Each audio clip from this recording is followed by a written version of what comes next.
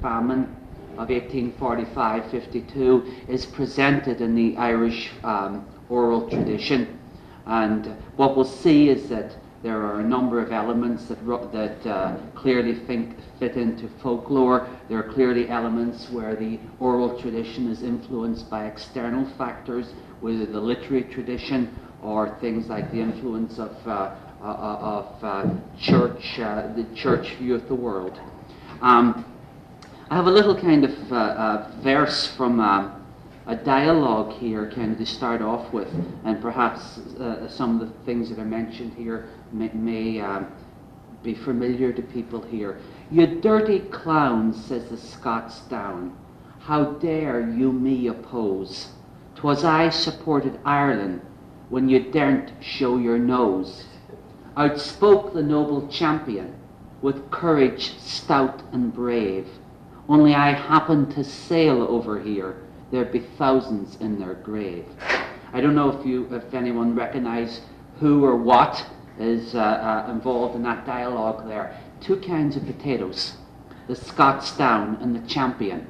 And you get a certain amount of information on the types of potatoes that you find in Ireland in the 19th century.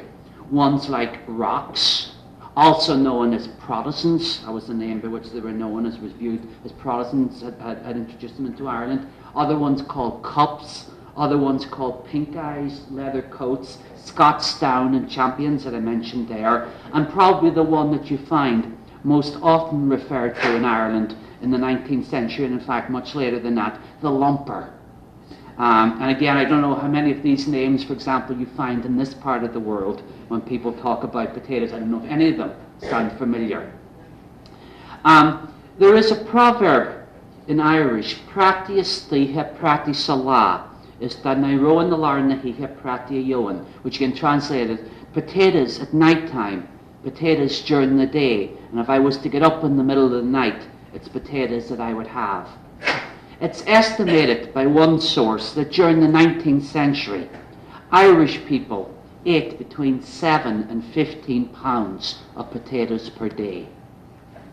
There was a massive dependency amongst the Irish peasant class on this food, and there was a fondness for it as a foodstuff that needed little effort to cultivate or cook. Again, sort of a little verse you get in Irish, "Gra machri na prati, nach near and nai, na mullen ach amun sagari." My love the potatoes that don't require a kiln or a mill, but just kind of literally harvest them in the field. So they're viewed as a foodstuff that were easily kind of harvested, that were easily cooked. In the late summer of 1845, a previously unknown fungus struck Ireland for the first time, causing potato blight. Between 1845 and 1849, the potato crop failed 3 years out of 4. It is impossible to say how many people died over the decade 1845-1855, or how many people emigrated. There are no statistics kept for either of these things for this period, for the entire period. What we do know, however, is that according to the census of 1841, the population of Ireland was 8.175 million and rising at a rapid rate. But the census of 1851, the population of Ireland was 6.5 million. And I should make the point that if you look at Ireland at the present day, the whole island, the population of Ireland is about 5.5 million now. The population of Ireland kept decreasing from the 1840s, after the Great Famine and the chain emigration subsequently, kept decreasing until the 1960s. And it's only now that the population of Ireland is going back up again. It's estimated that about 1 million people died, the majority in Munster and Connacht, though other areas, for example West Ulster, would have been hit quite severely as well. Famines were not unknown in Ireland. It has been suggested by one authority that there were at least 10 major famines in Ireland in the 500-year period before the 1840s. The worst of these was undoubtedly the famine of 1740-1741, so about 100 years or so before the Great Famine. So in 1740 or so, the population of Ireland was about 2.25 million. Note the massive jump from the tail end of the 18th century into the 19th century. According to one commentator, David Dixon, talking about the famine of 1740-41, at least a fifth of the population of Munster, and probably between 12.5% and 16% of the population of Ireland overall, died from famine-related causes. In absolute terms, this would put the total of crisis victims as between 300,000 and 400,000. In relative terms, 400,000 from 2.5 million, it would suggest that the famine was at least as severe, and probably rather more so, than the Great Famine itself. In contrast to the way in which the Great Famine of the 1840s has left a clear, lasting impression on the public consciousness in Ireland, there is no suggestion that the earlier famines left any similar impression. Not merely did many of them take place in times of great upheaval, but they weren't confined to Ireland alone. For example, the famine of the 1740s affected Europe in general and came in a century when there was so much war. In contrast, 19th century Ireland was peaceful. It's also quite close to us, generation-wise. And one other factor, of course, is that there is a massive amount of records that have come down to us about the Great Famine. So if one looks at this massive amount of contemporary official, semi-official, and journalistic documentation available about the Great Famine, as I say, one can compare this to previous famines, not just in Ireland, but worldwide. Despite their value in recreating and understanding the circumstances of the time, what is missing from this documentation, with the exception of a certain amount of newspaper reports from the time, what's missing is the real human dimension, the feelings, the beliefs, and the pain of those Irish-speaking peasants, for the most part, who died, and of those who managed to survive. And the question arises, and what I'll be looking at now, can something about this, about the reaction of the ordinary people on the ground, can something about this be salvaged from the unofficial records, the oral tradition? Between the 1930s and the 1950s, the Irish Folklore Commission gathered accounts of the Great Famine. Of course, nearly a century after the event, what we're dealing here with these accounts are ones that are far removed from the time of the Great Famine, and also kind of from both generation-wise and time-wise. This is merely one of the problems associated with accepting the accuracy of folk accounts as a legitimate record. One also sees that informants may not be very accurate when it comes to dates or to the sequence of events. When informants in the folk records talk about famine, may they not in fact be talking about one of the 10 or so famines before the 1840s, or indeed about one of the local famines since the 1840s. For example, as late as the 1920s, it was being reported from the west of Ireland that people were dying of starvation. Similarly, informants can be subconsciously and maliciously evasive. And what one sees kind of arising from this is that frequently people didn't want to face up to the fact what their own people had to do to survive. And that many people suffered, but also that some people made money during the famine. If you were running a shop and you were charging sort of massive rates of interest, you prospered. And many people felt guilty about that. In fact, many people felt guilty about even surviving. One of the things that jumps out at you when you look kind of at accounts in the oral tradition is that many people claim that their own localities didn't suffer harshly during the famine. For example, people on the Aran Islands say that they didn't suffer. In fact, if one compares census records, these places were decimated. And the question arises, why do people not want to talk about the fact that their own areas were severely affected? Was there a sense of guilt? Was there a sense of shame? And two things about that. Well, one senses is that people preferred it to be said that if their ancestors died during the famine, that they died from disease rather than from hunger.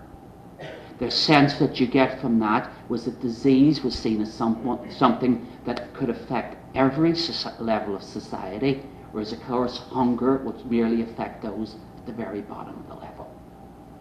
The other point linked into that is a suggestion within Ireland of collective amnesia about the famine. And what I mean by that is that, yes, at the moment, 150th anniversary of the Great Famine, a plethora of books, loads of conferences, loads of workhouses now turned into museums. The centenary of the famine in the 1940s was not marked officially. Was there a sense that it was too close? The people, again, felt a little bit guilty about what had happened, or a sense of shame. So you kind of get a suggestion that the accounts that come down to us, you can't just automatically accept them as being accurate reflections. They are frequently tempered, and they're frequently influenced by external factors. Christine Keneally writes in her recent book, This Great Calamity, the Irish Famine, 1845-1852, she writes, "The popular imagery of the famine remains vivid even today. Mass graves, wholesale evictions, emaciated people helplessly and hopelessly searching a barren land for potatoes, desperate and diseased masses flocking to the ports in an effort to be anywhere but Ireland, and the so-called coffin ships leaving the country alongside corn-laden vessels. These are powerful and enduring images of the famine." So writes Christine Keneally. While there is enough historical fact in all these images, one must recognize that much of this popular imagery that you now get in Ireland has not come down directly from the oral tradition, but moved from the literary tradition in the shape of histories or accounts by commentators hostile to British rule in Ireland. And these have influenced the oral tradition. And that in fact the lines between the genuine oral tradition and history and propaganda have become blurred. The Almighty indeed sent the potato blight, but the English created the famine, wrote John Mitchell. And note that shift. God sent the blight, the English caused the famine, wrote John Mitchell, the Irish Republican. And this statement and other similar ones have greatly affected the popular tradition about the Great Famine in Ireland to the present day. The influence of the literary tradition on popular conceptions is evidenced in the cast of villains. I'll return to the area of villains and heroes later on, but it's worth noting at this point that the person most closely associated in the popular mind these days with a policy, real or imagined, of genocide, that is Sir Charles Trevelyan, the Permanent Secretary of the Treasury in England, that this person doesn't figure in oral traditions about the famine. He has entered the popular consciousness these days via the writings of Irish nationalists and, for example, the influence of a recent song that many of you will know, The Fields of Athenry. So it's the impact kind of later histories and later elements on the popular consciousness. In addition, one can detect the influence of Irish nationalist writings on the popular consciousness in the portrayal of Queen Victoria, of whom, there's absolutely no mention in the oral tradition. Christine Keneally notes, Queen Victoria is often depicted as one of the villains of famine mythology. A popular belief is that she gave a mere £5 to help the starving people of Ireland, but simultaneously donated a far larger amount to a dog's home. In fact, this is Christine Keneally talking here, in fact, the Queen donated over £2,000 to famine relief and, in the face of hostile British public opinion, issued a Queen's letter asking for more public donations. Furthermore, when Victoria visited Ireland in 1849, she was given a rapturous welcome. But at the same time, if you ask people these days, who are the big baddies, they'll talk about Trevelyan, they'll talk about Queen Victoria. Again, these don't figure in the accounts that were collected at an earlier period. The vulnerability of the popular tradition to the influence of, to the subversion of, to propaganda, for example, is kind of witnessed in the question of one how describes a great famine. In the last generation or so, a number of words have come to the fore. Words like decimation, words like genocide, words like Holocaust. And one asks, why have these words come in? Are they an attempt to deal with the scale of the disaster? Does it reflect a general impoverization of language where words are not used in a judicious way? Does it reflect the desire that people have to have connections with other victim groups, for example, the Jews, or, for example, the North American Indian? Because I should say, having grown up in Ireland in the 1970s, one of the big books in Ireland in the 1970s was D. Brown's Bury My Heart at Wounded Knee. And for many Irish people who had grown up with the diet of watching John Wayne out sort of shooting Indians, D. Brown's book, Bury My Heart at Wounded Knee, was a major eye-opener, one of the really important books in Ireland in the 1970s, because people could start seeing the connection between the influence of colonization in different civilizations, the Irish situation, and North America as well. Revisionist politicians in Ireland, of course, have also been keen to downplay kind of the negative role of the British government over the last while, and perhaps we can touch on some of these things later on. But my major point at this stage is to talk to you about what the word that you get in Irish. So remember, most of the people who were directly affected were Irish speakers. The word that you get in the Irish tradition for the Great Famine is androchael. Nothing to do with famine, it merely means the bad time or the bad days. A euphemism. Is it a sense kind of not being able to cope with the scale of things? Is there a playing down kind of the reality of the situation? Again, this is an attempt kind of to repress things rather than have to confront reality. But no suggestion of famine, it's merely the bad days. In addition, beyond kind of terms used for it, one finds in different parts of Ireland specific titles for different years of the famine. For example, in Inishowen and Donegal, 1846 is referred to as Blian na Skidding, the year of the small potatoes. Or another famine year, not specified in County Cork, is referred to as Blian na Dornaby, the year of the turnips, reflecting what people were eating. So you get these local names as well, reflecting the situation in specific regions. When you look at how the famine is explained in the oral tradition, you find one or two interesting things. The first thing is not explained as being caused by nature.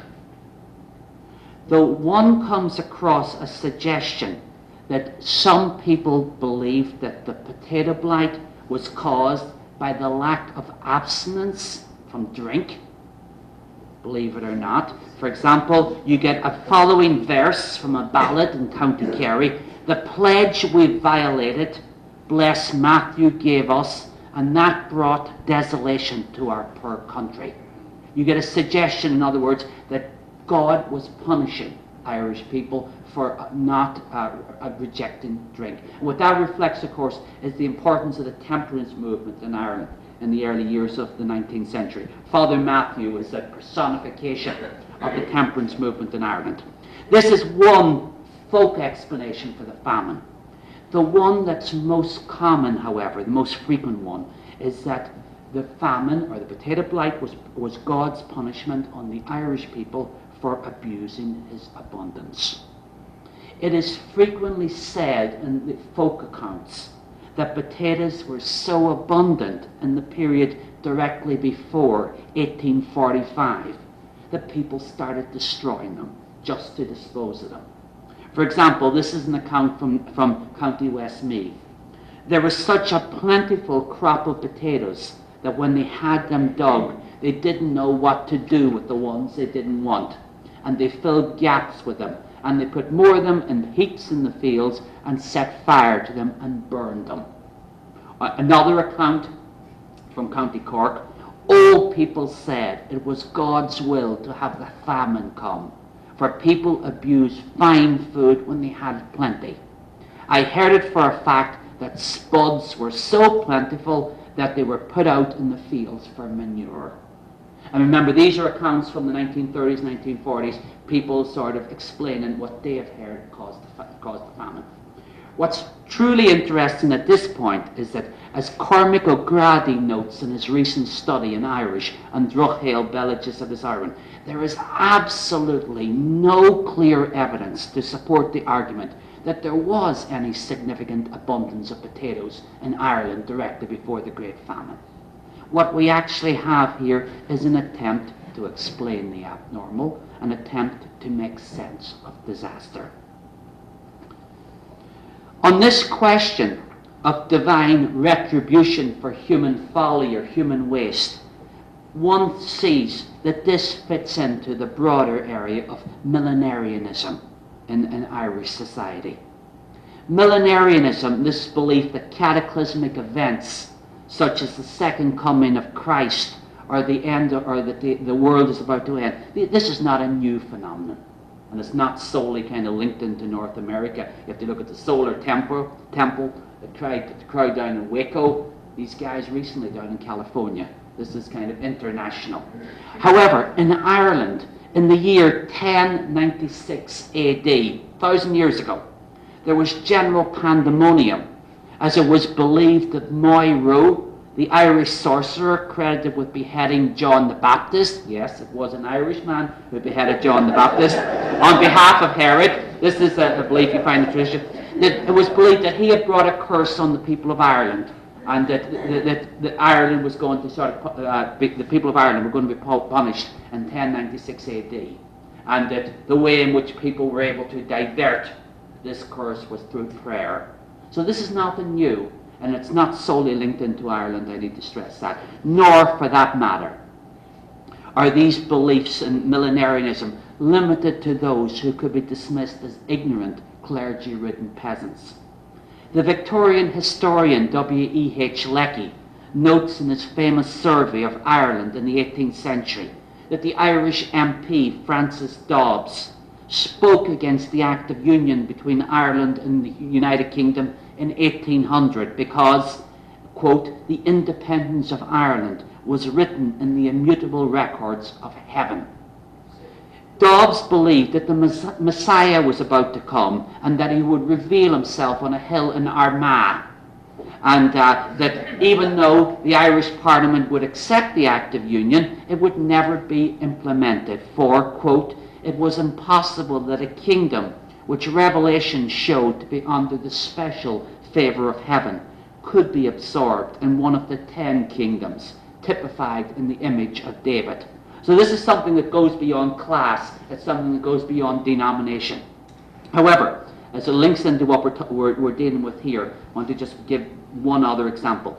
In 1771, an English-born Catholic bishop, Charles Walmsley, published under the pen name Pastorini a book entitled The General History of the Christian Church, from her birth to her final triumphant state in heaven.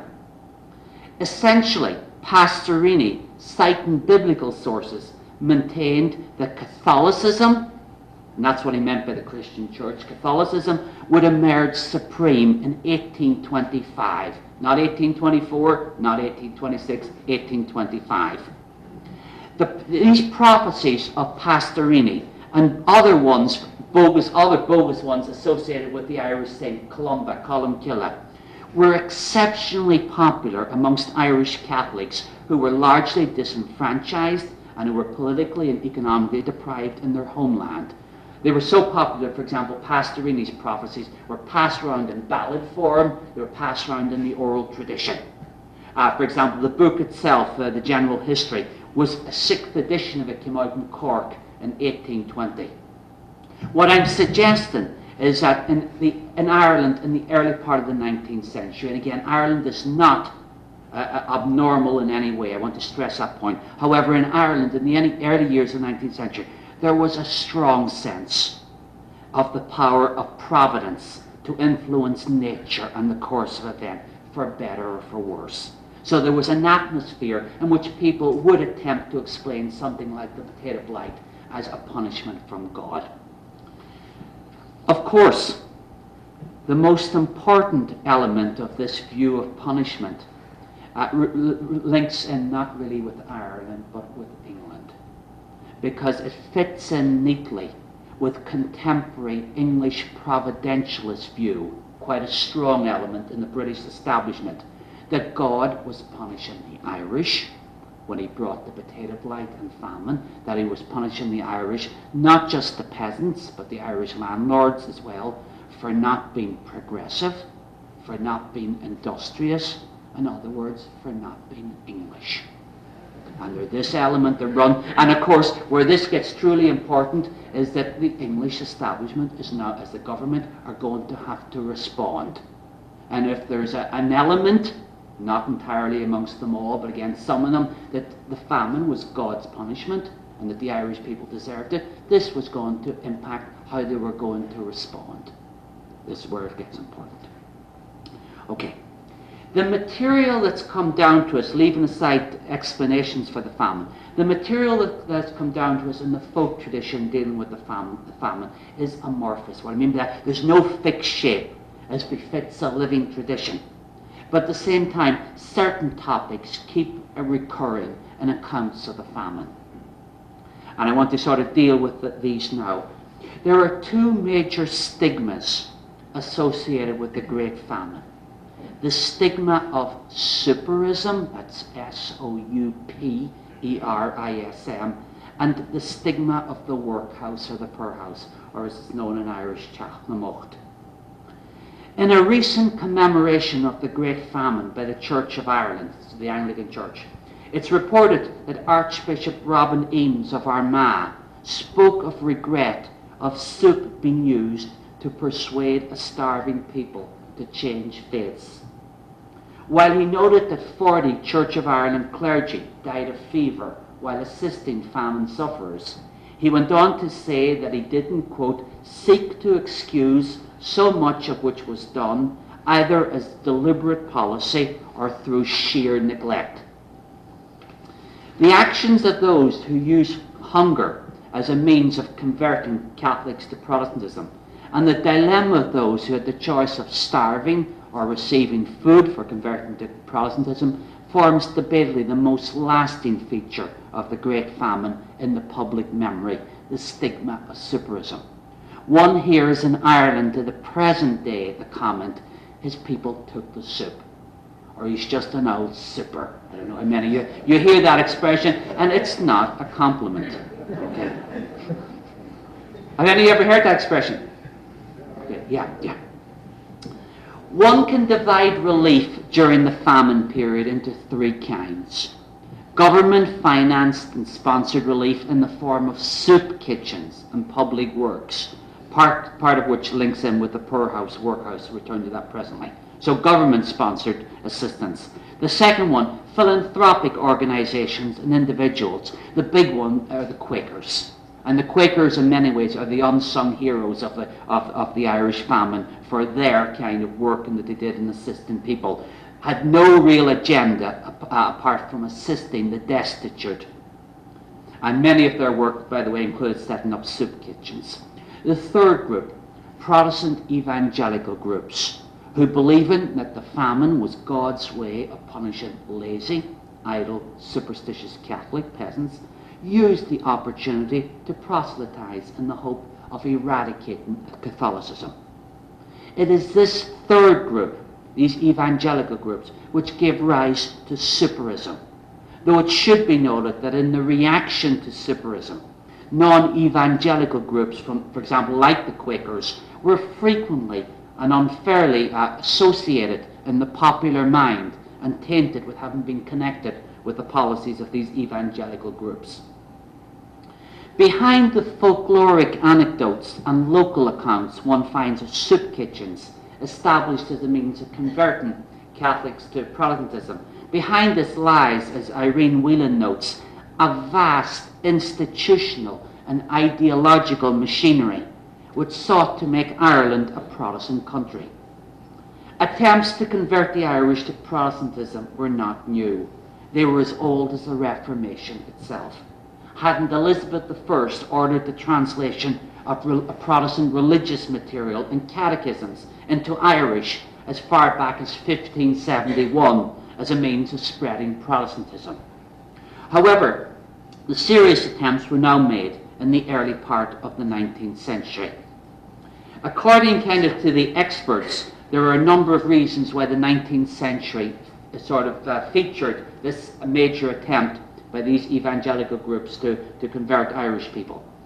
And there are several reasons put forward, 4 reasons put forward. After the Act of Union of 1800 come into effect in 1801, these evangelical groups felt that this was now their chance to transform Irish society from being backward. And for them, the change of faith was seen as an essential step in this transformation. The second area then was the establishment of the national school system in 1831 with English as the medium of instruction. And this again seemed to these Protestant evangelical groups to present another golden opportunity to convert the Irish. The third thing that one sees is a sense of moral victory and crusade in Britain after the defeat of Napoleon and, in inverted commas, Catholic France. And the fourth one is in Ireland, with Catholic emancipation of 1829 and attempts by the Catholic hierarchy to resist this new second Reformation. There was a sense amongst many of these Protestant fundamentalists that Ireland was the battleground between good, as personified by progressive Protestant Britain, versus evil, the backward, priest-ridden Catholic Irish. Protestant evangelicals had attempted to use the national school system as a means of proselytization. They lost that battle when the government agreed that the management of the schools should remain in the hands of local clergy, thus ensuring the Catholic clergy controlled the schools in areas that were largely Catholic. In the 1830s, at least a decade before the Great Famine, one finds Protestant evangelical groups setting up what they termed colonies as bases from which they could set out to proselytize, and also these colonies were used as refuges for the converts. One of the most fascinating features of this whole crusade is that so much of the energy of these groups was focused on the west of Ireland, which was almost exclusively occupied by Irish-speaking peasants. And the reasons for this are pretty straightforward. That these fundamentalist groups believed that the impoverished state of the peasantry in the West was conducive to fundamentalist teachings. Similarly, they also felt that there was a structural weakness in the Catholic Church in the west of Ireland, and in fact the Catholic Church was quite weak in the west of Ireland. There was a shortage of clergy there, so again they reckoned that the area was ripe for conversion. And the third factor was the presence in many of these areas of major Protestant landlords and their wives, who were important figures in this, who were sympathetic to the evangelical crusade. As the Irish language was the language of the majority on the western seaboard, these fundamentalist groups were to preach through the medium of the language. And this has happened in other situations, in Gaelic Scotland, where they used the medium of Gaelic, and again in Wales, where they used Welsh. The most famous of the evangelical colonies were the ones at Dingle in County Kerry, established in 1831, and Achill Island in County Mayo, established in 1834. As you'll recognise, both of these were established before the Great Famine. While locals who converted to Protestantism were housed within these colonies and received, according to popular accounts, both financial rewards and education opportunities denied to the rest of the people, there was a price to pay for this, in that it seems that the converts were frequently ostracized by their neighbors. Whatever about people converting to Protestantism for either educational or ideological reasons, what really got these colonies a bad name was the suggestion that they were using hunger and need as a means of forcing people to convert. The fact that the term super seems to have entered popular usage in the early 1830s in the Dingle area of County Kerry, according to Irene Whelan, it was said to have originated when a benevolent lady set up a soup kitchen and the local priest forbade his parishioners to have anything to do with it, referring to the dispensers of relief as supers. The fact that it was set up before the famine suggests that the exploitation of hunger as a means of conversion was known to some extent in Ireland before the Great Famine. During the Great Famine, evangelical groups were extremely active in Connemara, that area west of Galway City. By 1848, there were 3 mission stations in the Clifton area, where the local landlord, John Darcy, was a strong supporter of this crusade. As Irene Whelan notes, by 1850 throughout Connemara, quote, the number of Protestant congregations in the area was such that the supporters of the mission were describing it as the breakthrough that evangelicals had been awaiting for decades. In explaining the rapid progress made in such a short period, it was claimed that the effects of the famine had finally made people realize the errors of the Roman Catholic faith, and their disillusionment had finally served to break the traditional bonds with the priesthood. So quotes Irene Whelan. While it may well be the case that individuals changed their faith for ideological reasons, and that was the case for some without doubt, it cannot be denied that many converted in order not to die of hunger and disease. From the Clifton area, one gets the following account from a priest in 1849. Of course, the priest is going to be highly subjective. Protestant evangelicals were traveling from cabin to cabin, he wrote, quote, proffering food and money and clothing to the naked and starving on condition of their becoming members of their conventicles. Conventicles is a wonderful word. It means an illegal gathering. So there's clearly sort of a lot of subjectivity going into the choice of that word there. There is quite an array of similar reports from Catholic priests about the actions of the evangelicals and their success in using food as a weapon. While these priests can be challenged as being highly subjective, the evidence all round supports the view that these Protestant fundamentalists, with their view of the world as a conflict between their righteousness and Catholic idolatry, could rationalize their policy of superism. It is impossible to say how many people took the soup during the famine years, or how many remained Protestants subsequently. Reports in evangelical journals of whole communities converting do not seem to be accurate. I've mentioned the Clifton area of County Galway as a major centre of this Protestant crusade. By 1852, it was estimated by one Catholic source familiar with the region that out of a population of 11,000, almost entirely Catholic, between 300 and 400 had been converted. After 2 decades of this proselytization and 6 years of famine, this only amounted to less than 5% of the population.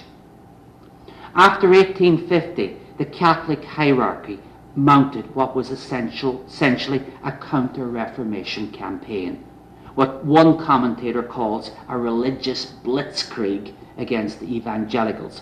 And it is a fact that if you look at the history of church building in Ireland, a massive number of churches were built in Ireland, specifically in the western part of Ireland, in the 1850s.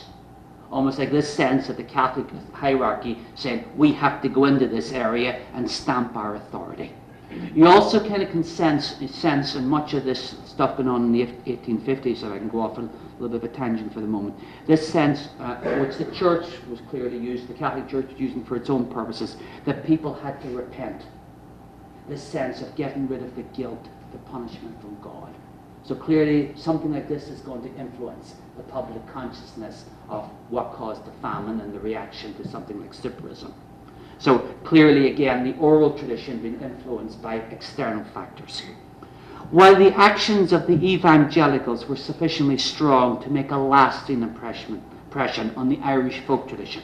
It is likely that the force of the Catholic hierarchy's blitzkrieg, which included accounts in the popular press of exploited people converting for reasons of hunger alone, that this strengthened the negative image of supers and superism in the Irish folkloric tradition. One finds mention of Scoiltheop, the school of soup, as the usual name for the small Protestant school on the remote Blasket Islands. It was not its official name, but everybody out in the Blasket Islands called the Protestant school Scoiltheop. Similarly, there's a place in West Kerry called Parkatoop, the field of soup. One finds references to curses in the oral tradition that have been placed on suppers by priests. While there are contemptuous attacks in the oral tradition on suppers, they are also referred to as jumpers, turners, and this is an interesting one, also referred to as perverts. Very sort of limited, narrow use of the term pervert in the oral tradition. There is a lack of uniformity in the oral tradition.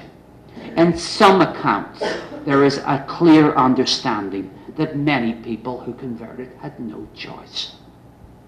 Not surprisingly, there's quite a number of anecdotes about people who turned temporarily, i.e. once they could feed it themselves again, they reverted to Catholicism. There is a well-known story from County Cork about locals being dressed up in fine clothes by the local evangelical clergyman in preparation for the arrival of his superior. The locals are converted when the superior turns up, but the following Sunday they turn up in their fine clothes at the Mass in the Catholic Church, where they proceed to renounce their conversion as one caused by hunger. You have lots of these kind of trickster accounts. In fact, one commentator notes that in areas where the newly converted Protestants remained Protestants, the locals refused to class them as real Protestants. In other words, they viewed them as sham Protestants. They weren't real ones. What also comes out very strongly in the accounts that have come down to us is that people rarely mention names.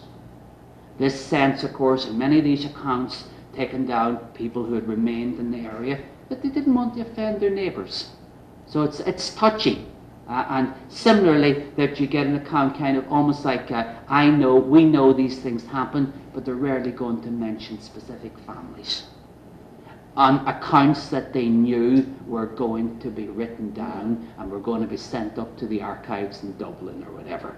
That doesn't mean, of course, that they still wouldn't have known the names and frequently would have commented on it. But a sense of a lack of willingness, understandable willingness, to actually commit names to the written record.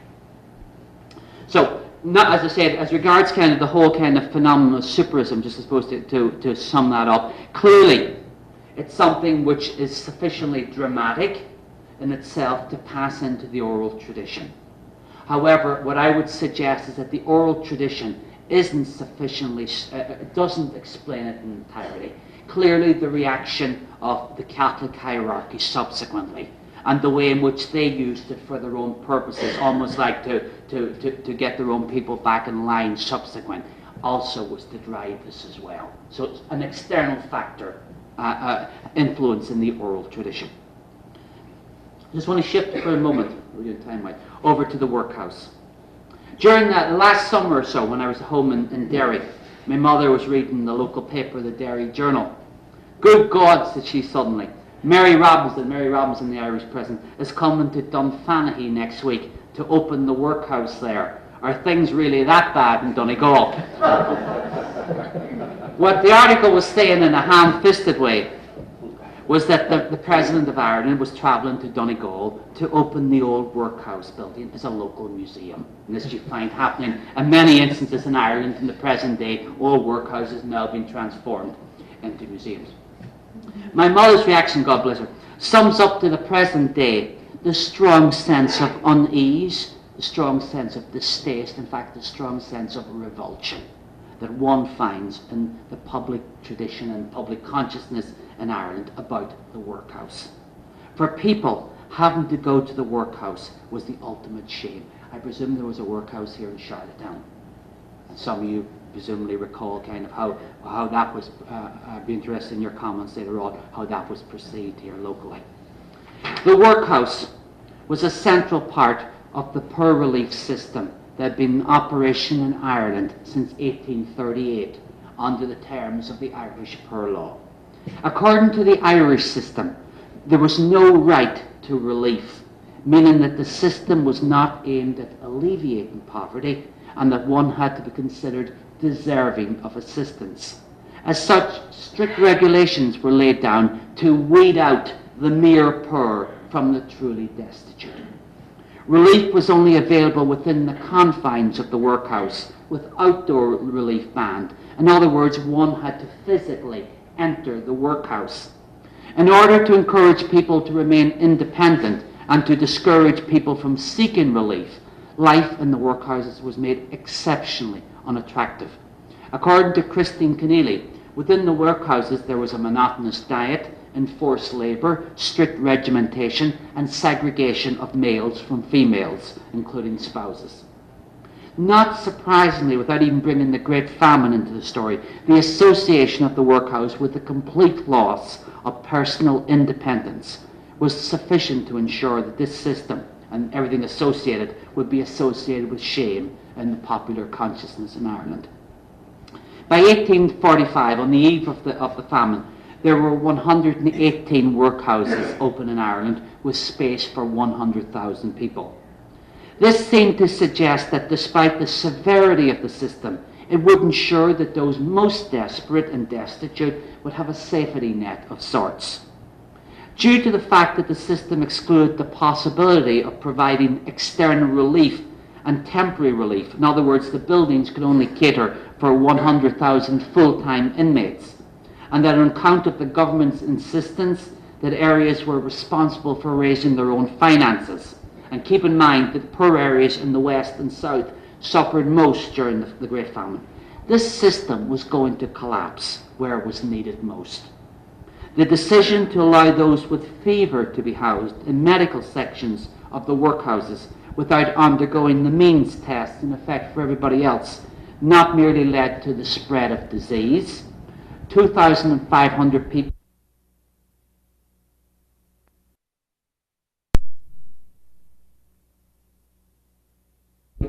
paupers based on their definition of this.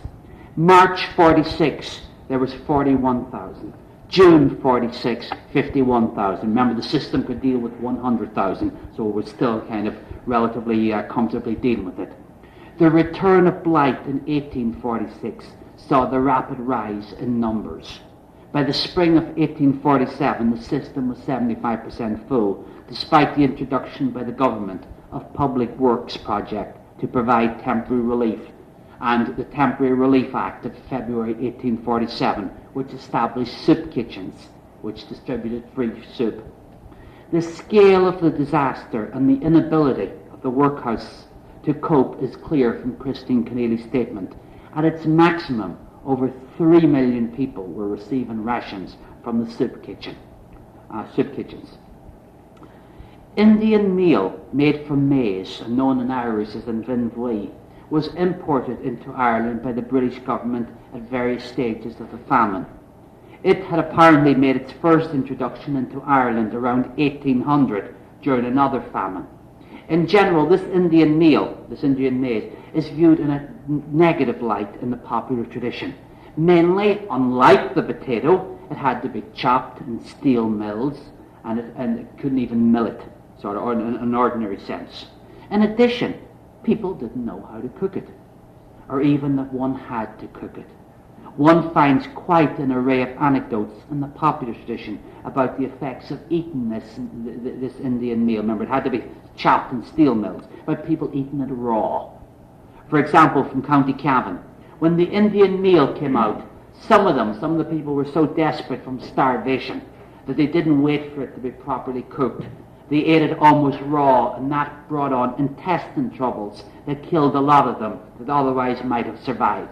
They just grabbed it and swallowed it down almost raw.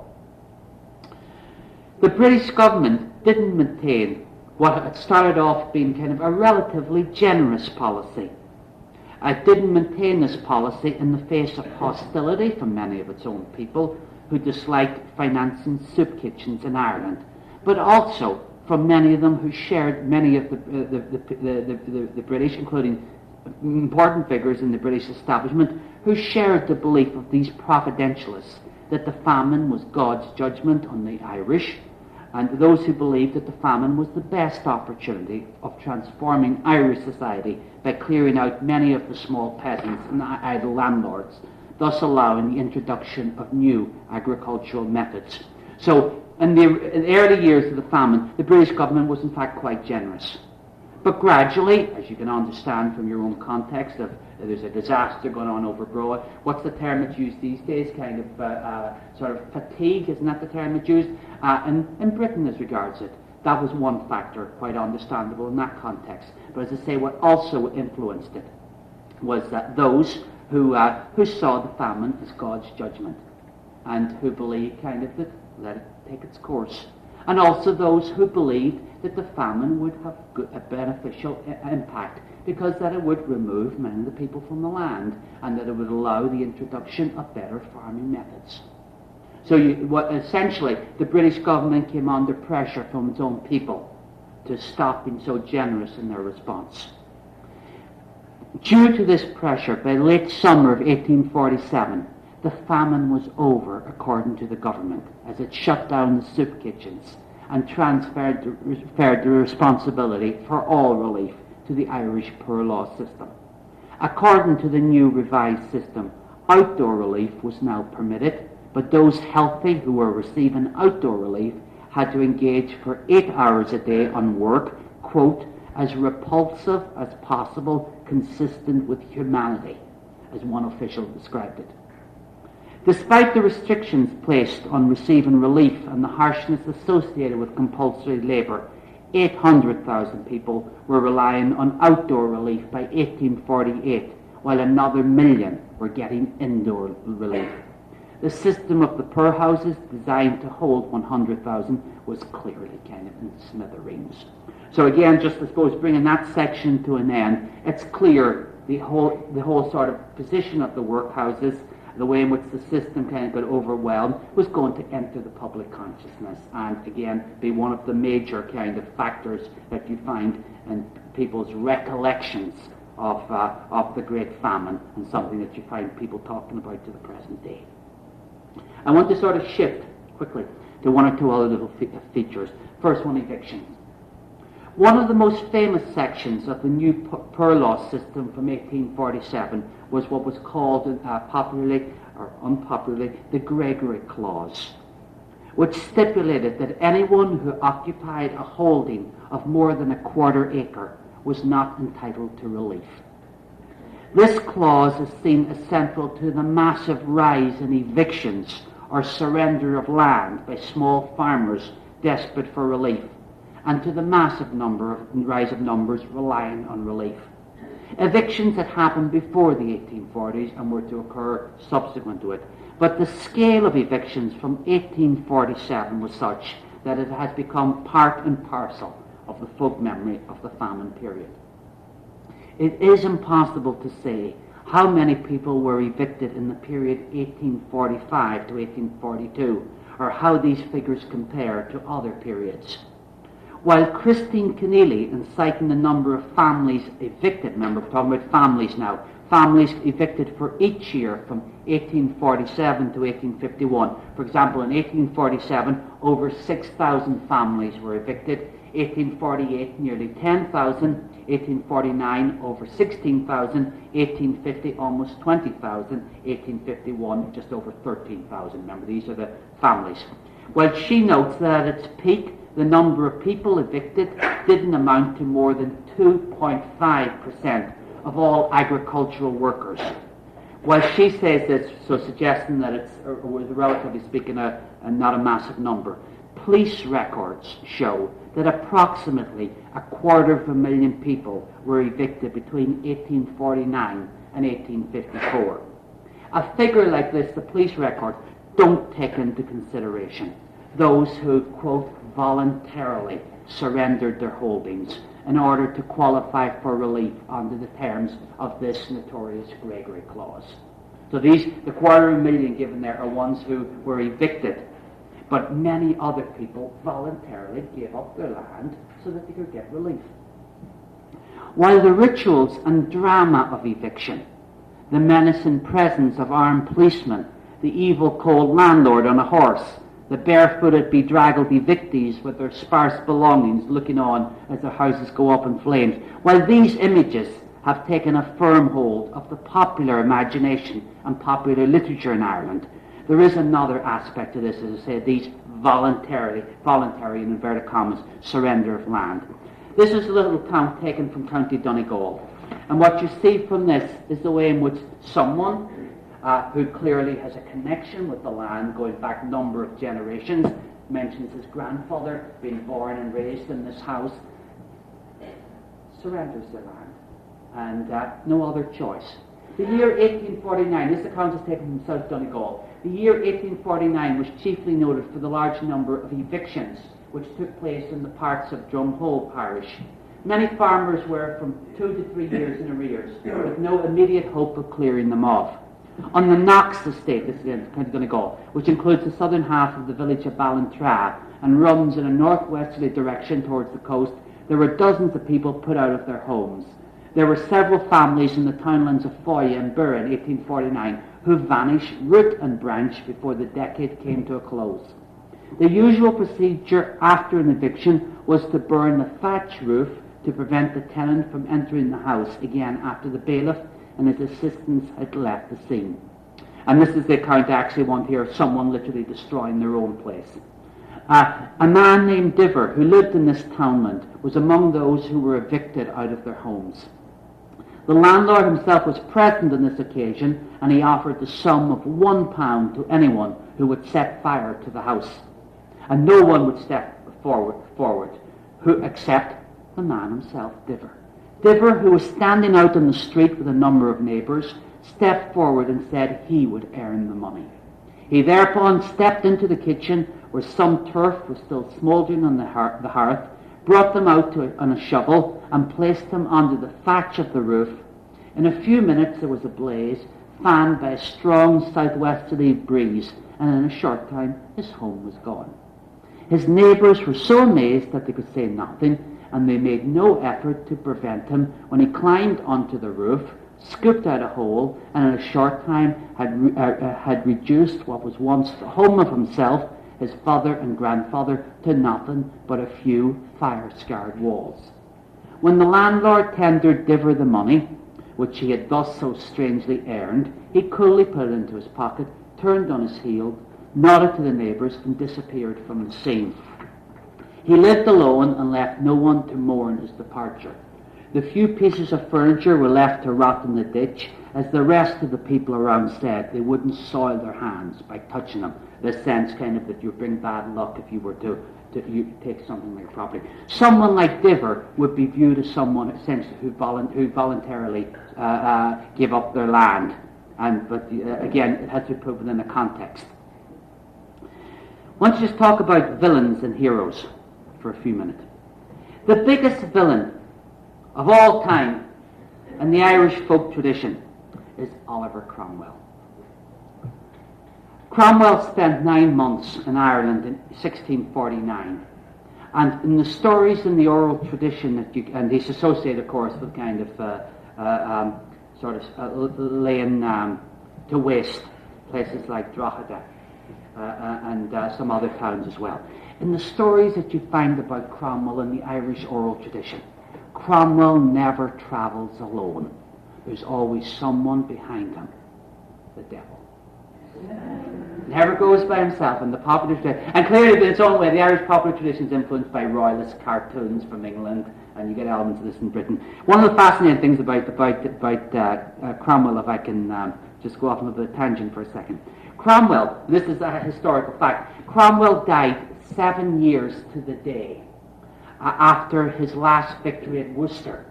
The last victory was in 1651. 7 years to the day he died. After that, he died. And the story developed like Faust. He had sold his soul to the devil. And you get accounts in the Irish tradition. After the death of Cromwell, they say that he committed suicide. That's not historically accurate. But you get accounts of people saying that they saw the devil coming to claim the soul of Cromwell. So he's the big baddie of the Irish folkloric tradition. You would expect that this tradition, because of something like the famine, would also pick out some of the big baddies from England. Like I say, people like Queen Victoria or people like Trevelyan. No. The big baddies from the period of the Great Famine and tradition are people on the local level. The bailiffs, the landlords, and what's called from Irish into English, the gambeen men. The shopkeepers who put interest and things like that there, exorbitant rates of interest on loans that they gave to people. So people very much close to the ordinary people. They're not concerned in the oral tradition that come down to us about the politicians. They didn't know anything about them in many cases. So the ones that they would sort of view as the villains are the ones who were close to them, the ones who had a direct impact on how they fared. There are quite a number of stories, of course, about sheep stealing and cattle rustling, of people sort of letting the blood of the landlord's cattle in order to make blood pudding, make sausages and things like that there. You also get a range of stories in the tradition about locals liberating at night time foods like turnips or seed potatoes or the livestock from these authority figures. And of course the attempts by the landlord to stop this. For example, a hole about 8 feet deep and 2 feet wide was dug, filled with water and concealed with brambles and grass. So this is how the landlord would try and protect his crops. Or the penalties for stealing. One story from Mayo about a local farmer capturing 2 young lads who'd stolen his potatoes, and he tied them up outside his house as you would an animal. And of course, many of the stories you get kind of linked in with people who have stolen or killed animals being transported off to Australia in the popular tradition. But what one senses is that also the tension and conflict, not just between those who had and those who hadn't, not just that. You get a strong sense in the accounts that come down to us that people believe that the Great Famine destroyed, and frequently the word permanently is used, bonds within communities. The sense that neighbours and family members had to do what they had to do to survive, and that this frequently meant turning their backs on their own people. You get a suggestion from a number of accounts that survivors felt guilty for surviving, or for what happened, or ashamed of what happened to those who didn't survive. For example, the following reference from County Sligo: every man had to do for himself, and when a person died, not even his nearest relation would darken his door. Or the following from County Cork: in my young days I used to hear old people discuss the awful cruelty practiced by farmers who were fairly well off against their poorer and less comfortable neighbours. The people who were old when I was young were never tired discussing how some of those had taken advantage of the poorest of their neighbours, and they used to offer the rent of their farms to the landlord and to grab their lands. So in other words, that some people on the local level actually benefited. You get this term grabber used in the tradition to describe those who seized lands from unfortunates who couldn't manage the rent. You get on occasions names given here. For example, a guy from County Wicklow called the Crony Byrne, who's passed down kind of as a local character who seized someone else's land. Or another character known in Irish as Padder na Splanka, literally Padder of the Sparks. His speciality was burning people's houses down, doing that. So you get the odd name mentioned here. One little quote here from County Cork: several people would be glad if the famine times were altogether forgotten, so that the cruel doings of their forebears would not be again renewed and talked about their neighbours. So in other words, in many localities, the people knew the ones who it was believed had benefited. Of course, what comes down in the material gathered by the Irish Folklore Commission is that people didn't want to name names. There was a lack of specific detail, lack of specific names, just as in the case of Cyprism. There was much talk of the phenomenon, but relatively very few names mentioned, though, as I say, occasionally one does come across the names of grabbers, or those who took advantage of their position as shopkeepers or as distributors of Indian meal in order to cheat people out of their rations. Shifting from villains to heroes. In the broader Irish folkloric tradition, there is a strong belief that local saints protected their region and community from attack, whether they were from hostile human aggressors or from pestilence and plague. For example, if you look at the major convents and monasteries around Ireland, frequently a saint linked in with it, so whether it was Brendan down in Kerry or Gubnett in West Cork or whatever, these saints were viewed as protectors of the local people.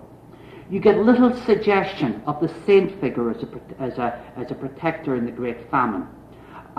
Whether this reflects kind of the weakness of the Catholic Church in place, I'm not too sure. But what one does find as regards kind of the heroes, leaving aside people like the Quakers that I talked about earlier on in a historical sense, who don't really pass into the folkloric tradition, there was a belief that luck followed those who helped the hungry and the sick. One finds a range of stories which tell about a character, usually a female, who provides food for the hungry. And there's clearly an element of folk tale here. For example, they usually set up the extremes, the miserly husband versus the generous wife. There are many versions of this charitable woman story. This is one that's taken from East Kerry. I often heard that old Mrs. Cronin's grandmother, old Mrs. Cronin, grandmother of Father John Cronin, was very good and full of charity to the poor and hungry in the bad times. Note the use of that name. She used to always boil a lot of potatoes for the meals, and she never used the ones left over after dinner for either pig or cows or poultry, but collected the best of them and put them near the fire to have them for any poor hungry person who might chance to call to the house for some bite to lessen their mad hunger. A few potatoes half cold and a basin of milk was a great boon to such starving people, and often they went away blessing the house and the owners of it. Many were the poor mother and father who came to her for one single head of cabbage she had growing in the field. It was poor fare, but it kept many a family from starving in those days. A head or a couple of heads of cabbage, boiled with a pinch of salt, were divided out amongst the family, and if they had enough of it, they'd be very thankful. One day, so she's a charitable wife, one day her husband, seeing so much cabbage being carried away, went into the house to blame her for giving away all the cabbage, and asked her did she want to leave themselves with nothing at all. She denied giving away as much of it, and said she only gave a few heads to a few poor women who were starving. "Come out now," said the man of the house, "and show me what cabbage is left for ourselves." She went out fearing the worst and hoping he would not blame her too much for helping God's poor.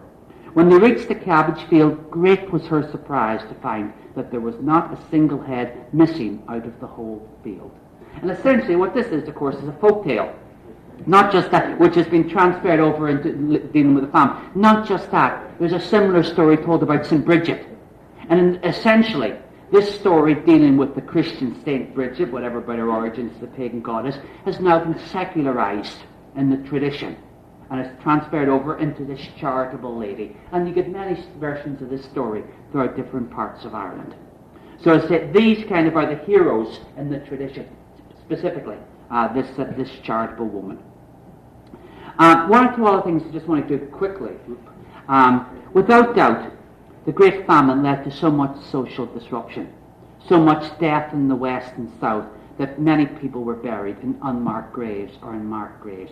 For example, to the present day, if you go to some place off the main Cork Waterford Road, just outside Dungarvan, there's a famine graveyard there, relic of Schley. One finds references to many graves, mass graves, beside these poorhouses or workhouses. It's said, according to one commentator, people dying in Castlereagh workhouse in County Roscommon were put into a room along whose sloping floorboards they could be slid into a grave pit outside the gable. The gable grew black from the lime used and was called the Black Gable. So this sense kind of that passed down in the popular lore of that region, that there were many kind of famine dead buried there beside the graveyard. According to Roger McEwen, a famous essay on the famine in the folk tradition, He claims that burial in coffins became exceptional during the height of the famine. And he mentions what he calls committee or poorhouse coffins, which could be purchased cheaply. Though he also makes the point that until the very end of the famine, there was still a stigma attached to not having a proper burial. In the sense that even kind of with all the upheaval, that one should have a proper coffin. McHugh also mentions the use of communal coffins, which were used time and time again. In other words, the person would be taken out of the coffin, dumped into the hole, and the coffin taken back used for someone else. You get in the oral tradition reports of people being buried alive. And of course this is fairly gruesome. But what also comes across in the midst of all this awful element of sort of a gruesome element, there is an element of black humour associated with this as well. One finds mention of a character of the name of Yellow George, whose task it was to remove corpses from Tullamore Workhouse in County Offaly. He is said to have replied to the protests of a man whom he was trying to bury that the doctor knew best.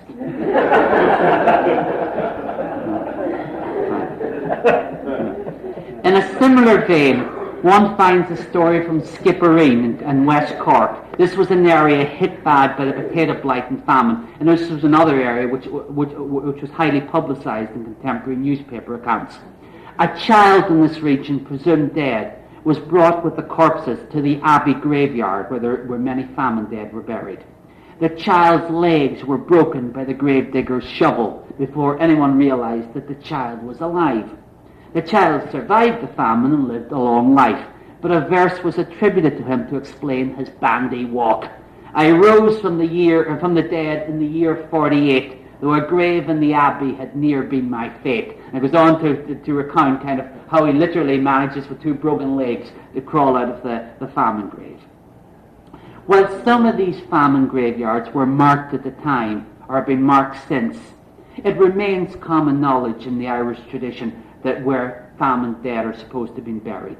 And one finds accounts of farmers being careful to avoid disturbing them or to make sure that their animals didn't graze in this. And there's a similar sort of element in the Irish tradition, these fairy mounds that are viewed as exits and entrances to the other world.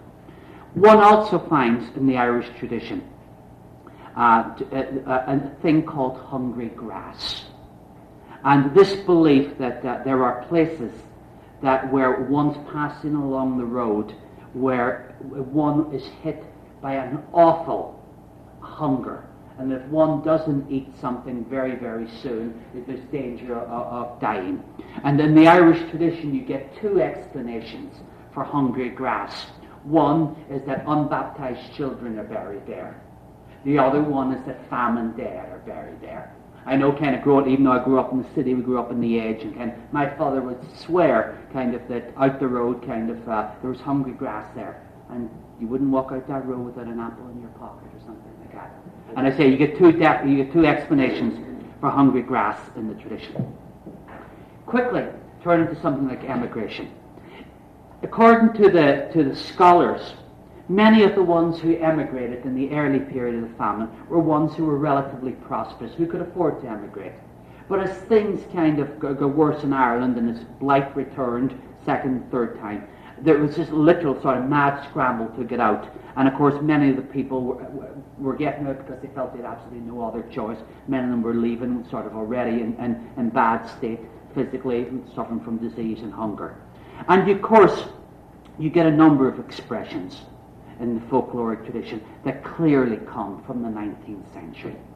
In Ireland to the present day, when someone is leaving, emigrating, even though the term Kirby Miller would approve of this, American historian, he cites kind of the fact that Irish people go into exile rather than emigrate, the sense kind of something involuntary versus kind of something voluntary. You get frequent mention to American wakes. And the wake, of course, was one of the big occasions when someone died, celebrating the one who's died, but also clearly there to allow those who survived to cope with death. And of course, something like the Great Famine was going to wreak havoc kind of with many customs like this. And clearly, I should state, it was also in the interest of the Catholic Church, which had long had problems with what it viewed as abuses and excesses going on at these wakes. It was in their interest that it was a beneficial factor from the famine, I should say, that the wakes, as it was originally in Ireland, or tradition in Ireland, was disrupted. But as refers to the American wake, this was viewed kind of as a celebration of the one who's leaving, but also kind of a way of coping with the fact that the one who was leaving was never going to come back. So in other words, dying or emigrating was the same as dying.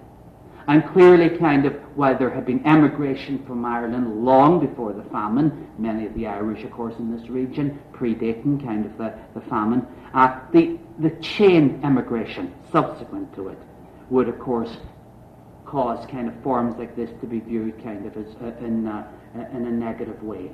Similarly, words like the coffin ship clearly go back to the famine. The expression in Irish is "an bad bran," the white boat, and it has all these images again of someone going off, sailing off in death. Similarly, though again there would have been there before, things like passage money going back to Ireland subsequently would again really have got into motion with the vast numbers of people who left subsequent to the 1840s. This sense of sending money back to bring people out. So things like this clearly are going to become part of the fabric of people's memories of emigration and things like that there, with much of the starting point for them, of course, being the Great Famine. What is interesting, of course, is that many of these people sailed off to the New World. Many of them were going to have an awful time there. But there's a fascinating little story in the Irish tradition. This tale's originally in Irish, but it's translated here as Sean Palmer's Voyage to America with the Ferries. And it's a story from County Kerry, taken down earlier on this century. And what's fascinating is that essentially so much of the material associated with going off to a form of the other world is now transferred to people going off to the United States. So clearly for some people in Ireland, they viewed going off to the New World as going to a form of the other world, a form of paradise. That clearly was not the case for many of them, but at the same time how something like that can pass into the oral tradition. As regards those who remained behind, clearly a sense of loss, clearly, as I say, in many cases, suggestions of sense of guilt as well. But also people had to continue on. And when one sees in Ireland to the present day, with the exception of occasions like St. Patrick's Day or Christmas, in general, Irish people sort of tend to be a little bit psychologically cut off from the emigrants. And you wonder whether is it just a way of dealing with what has happened over the last 4 or 5, 6 generations.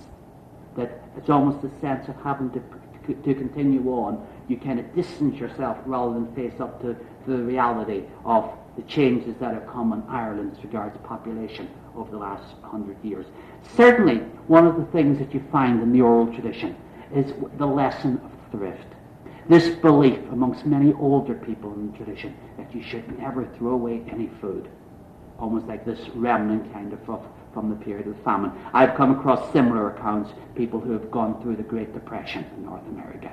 This sense kind of thriftiness. Don't throw away food. The last thing I want to talk about is some poetry and songs that have come down in the Irish tradition. There was a book of poetry come out, or a collection come out, called The Hungry Voice, The Poetry of the Irish Famine, edited by, Dartmouth native Christopher Marash.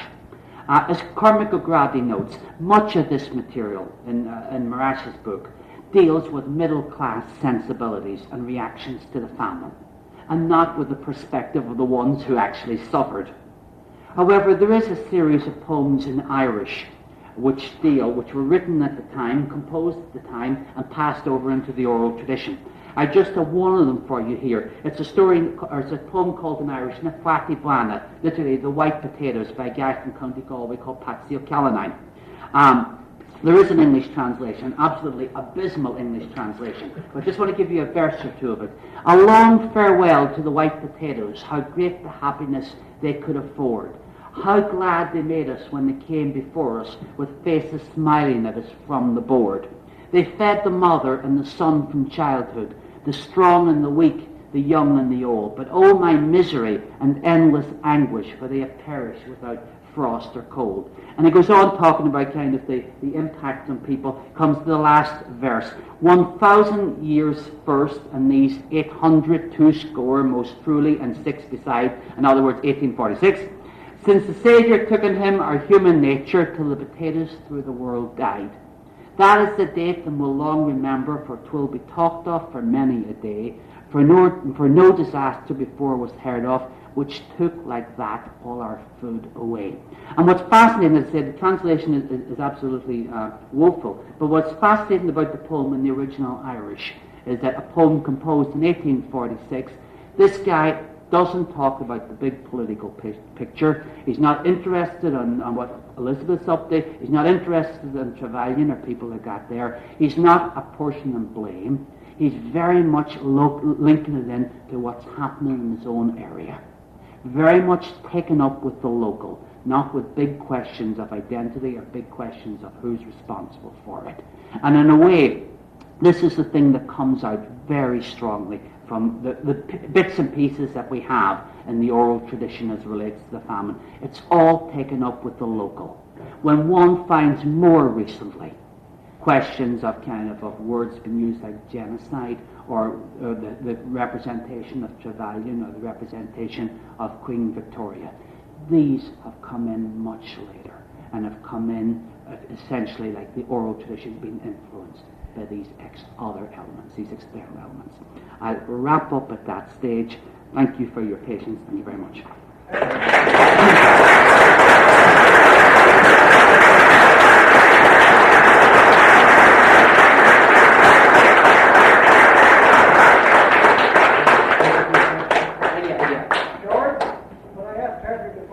Yeah. Can I say something before you ask your question? I'm not a historian, right? Okay. I'm a literature person who teaches folklore and things like that there. So I would, and this is perhaps nothing to do with your question. Here's the question already. Exactly, yeah. So having said that, I welcome your questions. Well, 1 million plus people starved. Yeah. Okay. And it's not ancient history. It was in my great-grandfather's day. And to starve to death is a hard way to go. So you say the government gave some help, the Quakers gave quite a bit of help, and the Protestant evangelists gave some help, even though they were trying to take advantage of the situation. Yeah. Where was Rome? Where was Rome? Well, I think again what it reflects is how weak the Catholic Church institutionally was in Ireland during this period. If you recall the history of the Catholic Church in Ireland from the 17th century onwards, it was only in 1793 when Maynooth was set up as the seminary in Ireland. So relatively speaking, the Catholic Church was merely in the process of establishing itself back in Ireland. Money came into Ireland from the Irish abroad, of course. Money came in from North American native bands. That's remembered in Ireland to the present day, by the way.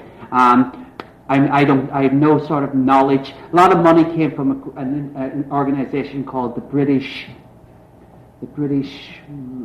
Relief Association. They channeled it through the British government, which probably was unfortunate because probably would have just meant that the British government whipped it off from other places.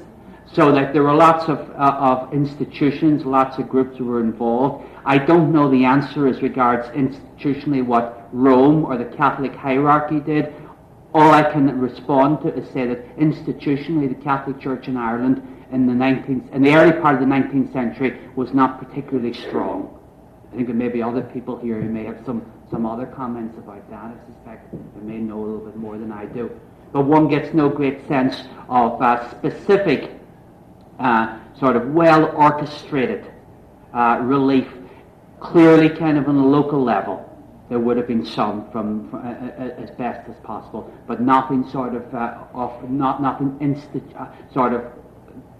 institutionalized or structured in a particularly kind of effective way.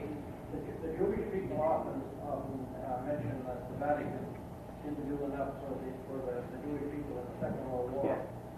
But I can't see why they couldn't help their own people with, like, Peter Spence was collected all over the world. Yeah. I couldn't see it, and when there was good transportation and the rest were not far apart, Yeah. part of Europe, Ireland, why they couldn't help, why they left 1 million or more of our ancestors there. Yeah, I don't have an answer for that. And I saw an Irish movie one time, and the character, he said that there was no priest served in the family. Yeah, yeah.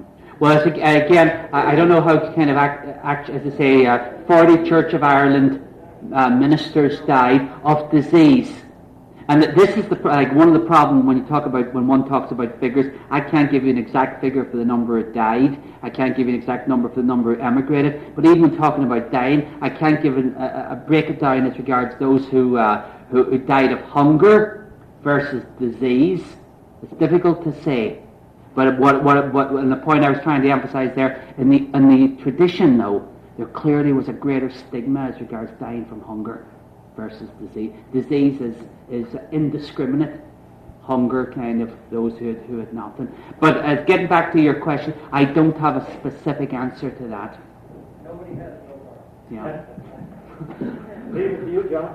Any other questions? I know that potatoes are a big part of the diet, but why do they not have anything else?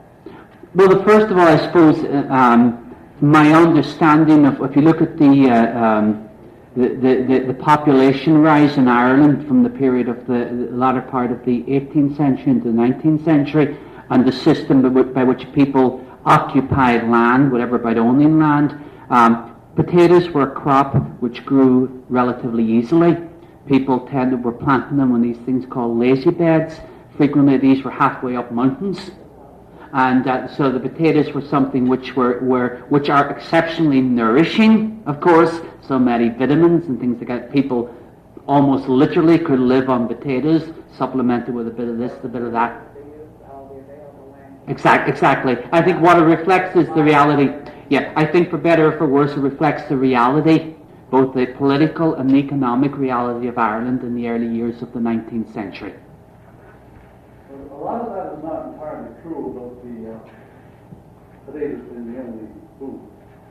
For every shipload of Indian corn was coming into Ireland, there was about 6 shiploads of grains, barley, and the other grains were being shipped to England to feed the livestock there. Yeah, there's absolutely no doubt about this, and this is something that remains very a question of kind of anger in the Irish tradition to the present day, that food was being exported from Ireland during that period. The question, I suppose, that one can see that, and one can say, well, more effort should be made to make that food available. What's missing there is, I suppose, a clear understanding of the philosophy of the time, for better or for worse. So much of the laissez-faire, this attitude that market forces had to take kind of their had to take their course, and that one couldn't interfere in such, because if one, for example, was to bring in or if one was to kind of leave foodstuff in Ireland, it would have a knock-on effect. People would lose out as regards to market prices. So I think I can't dispute with you that much food was exported from Ireland during these days. All I can sort of say to you, without kind of justifying it in any way, is that one also has to see the political and economic ideologies that were up at that time. See, the Corn Law was in effect, which was instituted to keep a balance so that the landlords wouldn't be in competition. Yeah. For prices. Well, that's, this is what this, And I think these things explain why what one would see as a humanitarian situation was not treated in that way. You have these ideological, you have these economic, you have these, in the case of some of the British establishment, these fundamentally sort of racist attitudes as well, complicating. And so what you have is, I suppose, it can be difficult for us to understand, but as we all, at the same time, we have enough experience from famine in our own time to know that famine is never caused by a shortage of food. Never, ever.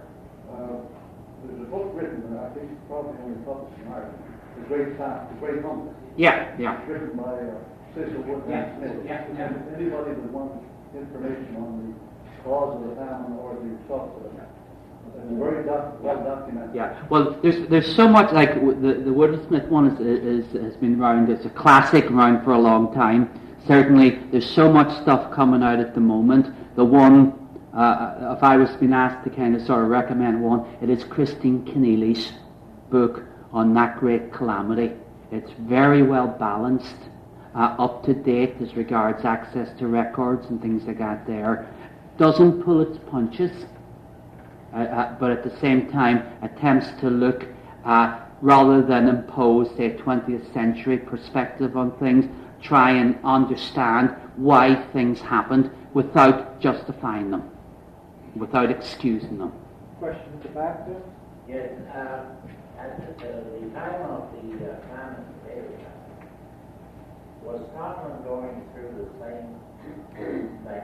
Yes, you had famines in Scotland during the same period. Yeah. But again, it gets back to one of my earlier points that, relatively speaking, food shortages were not uncommon. And even like I was almost like I don't know if people picked up when I said there were accounts in Ireland in 1920 of famine. The new government in Ireland at the time, sort of a independently, sort of nominally independent state, when it heard of the word famine being used in the American press, attempted to censor these things. They knew how emotive the whole term was. So these things are not unknown either in the European context or not unknown in Ireland before or subsequent.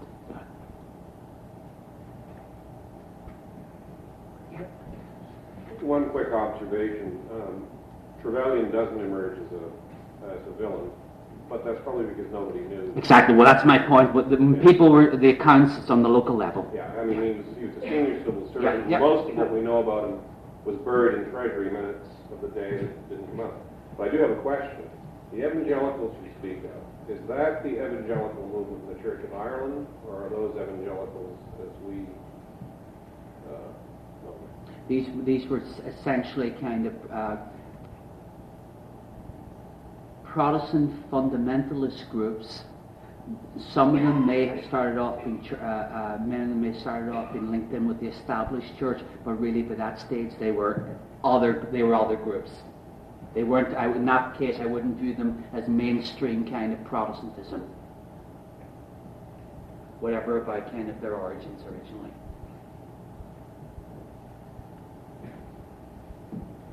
Any other questions? In the days that folklore is going local level, later on with other parents, it shifted more to Well, the British establishment, yes. And now in Ireland, is there grudge or blame held towards establishment? Well, I would say that's a controversial sort of subject, I suppose, in present-day Ireland. There has been, I sort of mentioned, perhaps I should have gone into more detail at the time, revisionism kind of for some would see as a sacred word in Ireland these days. Others would see it kind of as a dirty word, and presumably historians are always kind of revising kind of their understanding of the past. But in the context in which the term is used in Ireland, it means those who tend not to see that the British connection, in a long sense, kind of has not necessarily been a bad one. And in that case, as it relates to something like the famine, their perspective would have been, well, like, again, I suppose to some extent what I was sort of suggesting as regards the complexity of issues, really that the British government did what they could, but circumstances were the way that they were. So who would tend to largely not be particularly negative in how they view the British government response to it.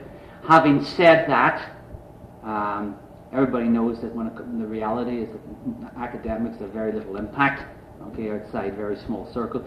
The general view in Ireland would still be that this was something which the British government, if not actually malicious and malevolent in how they responded, and if not actually in their